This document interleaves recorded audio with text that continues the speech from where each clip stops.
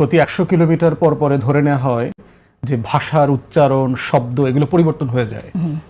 এবং এই শব্দগুলো দেখবেন যে আঞ্চলিকতার জায়গায় গেলে দেখবেন একই শব্দ বরিশালের মানুষ যেভাবে বলছে, চিটাগং, সিলেটে ওই শব্দটা একই ভাষায় মানুষ বলছে না। আবার শব্দটা একই শব্দ রয়ে গেছে, উচ্চারণ ভঙ্গিতে পরিবর্তন চলে আসছে।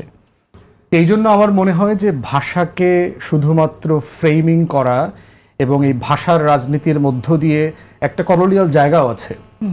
আপনার ঐতিহাসিক যদি ভাষার জায়গাটা দেখেন, বাংলাদেশের বাংলা ভাষার আজকের যে কাঠামো তৈরি হয়েছে সংস্কৃত বেসড, এই গ্রামার তৈরি করবার পিছনে সবচেয়ে বড় কাজ করেছে কিন্তু fort William college, British colonial জায়গা থেকে। তো সেইখানে প্রশ্ন হচ্ছে আসলে কোন বাংলাটা আসলে আমার বাংলা, যেটা আমাকে ব্রিটিশরা এবং তখনকার কলকাতার জমিদাররা যেটা চাপিয়ে দিয়েছে, সেই হিন্দু ব্রাহ্মণ বয়ান থেকে যেটা আসছে, সংস্কৃত বয়ান থেকে আসছে, ওটা আমার বাংলা না আমার গ্রামে গঞ্জে চাষা ভুষা মাঝি মাল্লা সাধারণ মানুষের বয়ানে যেটা ছিল সেই ভাষাটা?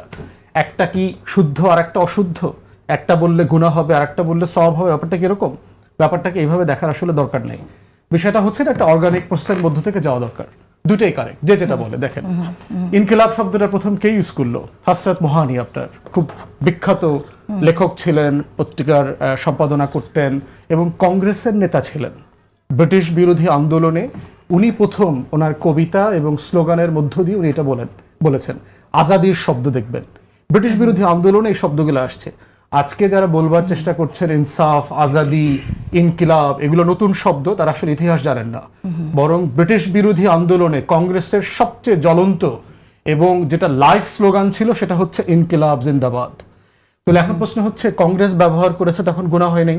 ব্রিটিশ বিরোধী আন্দোলনে এই শব্দটা ব্যবহার করা হয়েছে তখন গুনাহ হয় নাই? তো আজকে নতুন করে যখন আমরা দিল্লির আধিপত্যবাদের বিরুদ্ধে কথা বলছি, অথবা যে কোনো আধিপত্যবাদ, আমাদের স্বাধীনতার প্রশ্নে, সার্বভৌমত্বের প্রশ্নে যারাই আমাদের দিকে চোখ তুলে তাকাবে, আমরা একই কথা বলবো যে আমরা আজাদ থাকতে চাই, স্বাধীন থাকতে চাই। তো সেই কারণে আমার মনে হয় যে এগুলোকে ফ্রেম করাটা খুবই অন্যায় হবে।